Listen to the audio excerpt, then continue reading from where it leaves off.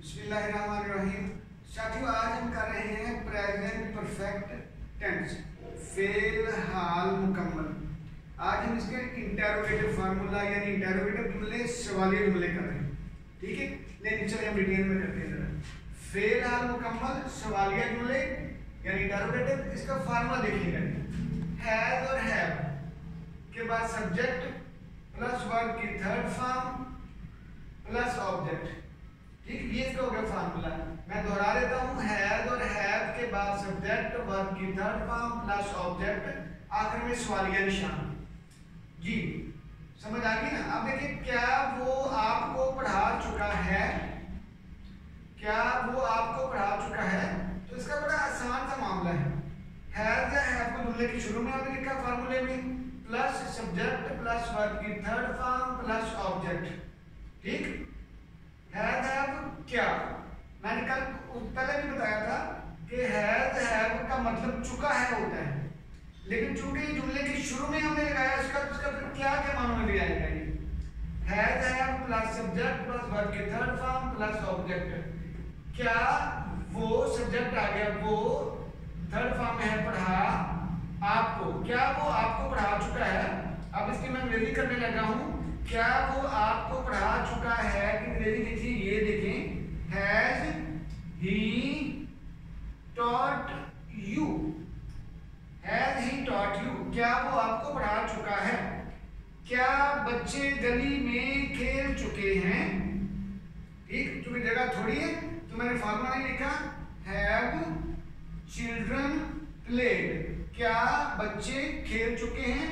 इन में स्ट्रीट गली, गली में खेल चुके हैं, क्या बच्चे गली में खेल चुके हैं। ठीक, आगे चले।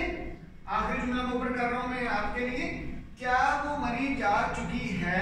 देखो ये मैंने सवाल निशान भी लगाया।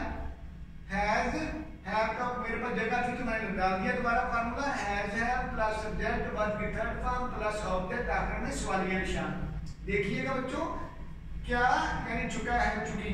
ठीक, क्या वो मरी जा चुकी है, क्या सब्जेक्ट वो थर्ड फॉर्म जा ऑब्जेक्ट मरी, क्या वो मरी जा चुकी है, तो इसकी अंग्रेजी होगी क्या वो मरी जा चुकी है, हैज शी गॉन टू मरी। ठीक जी, अगला देखिएगा, क्या तुम अपना काम खत्म कर चुके हो। ठीक, क्या तुम अपना काम खत्म कर चुके हो, फार्मूला में लिखा हैज। ठीक, हैज आपके पास सब्जेक्ट वर्ब की थर्ड फॉर्म प्लस ऑब्जेक्ट, आखिर में सवालिया निशान यानी डूइंग। क्या यानी हैज या हैव शुरू में, सब्जेक्ट क्या तुम, वर्ब की थर्ड फॉर्म खत्म कर चुके, ऑब्जेक्ट अपना काम। ठीक, अब इसका इंग्लिश देखिएगा, have you finished, have you finished your work, क्या तुम अपना काम खत्म कर चुके हो, have you finished your work. आगे देखिए, क्या वो खाना पका चुकी है। अगला जुमला आ गया, क्या वो है तो नजर आ रहा है ना, क्या वो खाना पका चुकी है। हैज आपको जुमले के शुरू में लाए हम लोग, सब्जेक्ट वर्ब की थर्ड फॉर्म प्लस ऑब्जेक्ट। मैं जान के रिपीट कर रहा हूं कि आपको ये याद हो जाए। देखिए कि क्या सब्जेक्ट है वो पका चुकी, पका यानी पका उर्दू में आ गया, और ऑब्जेक्ट खाना, क्या वो पका खाना, क्या वो चुकी है पका खाना, खाना पका चुकी है। Has she cooked food. ठीक, यहां तक का मसला।